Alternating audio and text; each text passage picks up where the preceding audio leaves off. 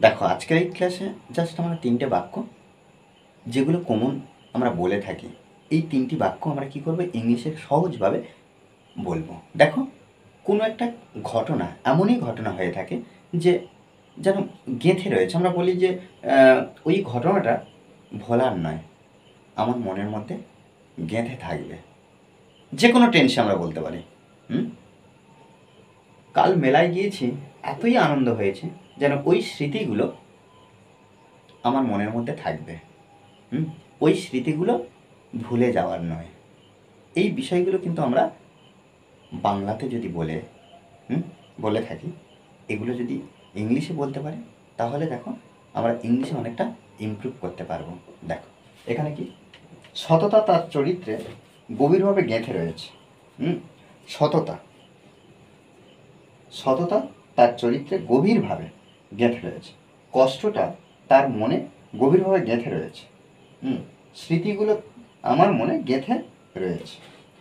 তাহলে দেখো এই যে গেঁথে থাকা, এটা ইংলিশে আমরা কি বলবো?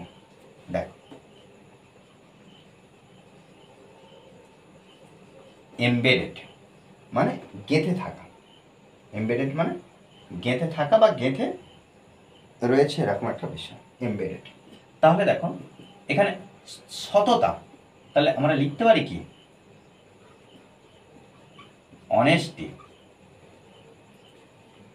অনেস্টি, সততা গভীরভাবে আমরা ইচ ব্যবহার করব, হয় গভীরভাবে গেঁথে। তাহলে অনেস্টি ইজ ডিপলি এমবেডেড।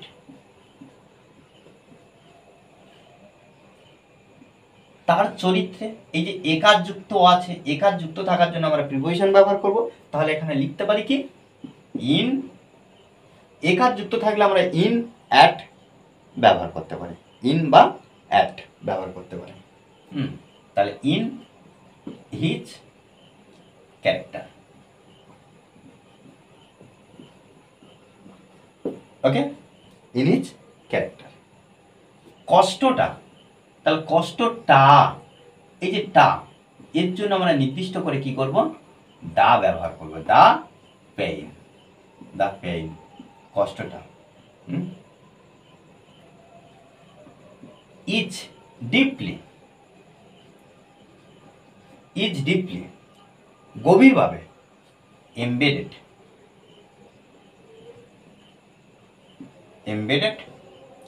তার মনে, একইভাবে ইন হিজ মাইন্ড।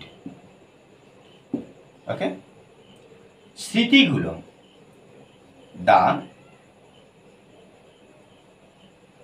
মেমোরিজ, স্মৃতিগুলো। অনেকগুলো এখানে দেখো আমরা প্লুরাল স্মৃতিগুলো আমার মনে গেঁথে রয়েছে। আর এমবেডেড, তাহলে কি দ্য মেমোরিজ আর এমবেডেড আমার মনে, লিখতে পারি ইন মাই মাইন্ড। ওকে, এভাবে কিন্তু আমরা এই বাক্যগুলো তৈরি করতে পারি। আমাদেরকে এভাবে প্র্যাকটিস করতে হবে। ওকে, আর এই ক্লাসটি যদি ভালো লাগে অবশ্যই লাইক কমেন্ট শেয়ার। আর যারা এখনো পর্যন্ত এই চ্যানেলটি সাবস্ক্রাইব করেননি তারা অবশ্যই চ্যানেলটি সাবস্ক্রাইব করে পাশে থাকবেন। Okay, thanks for watching this video.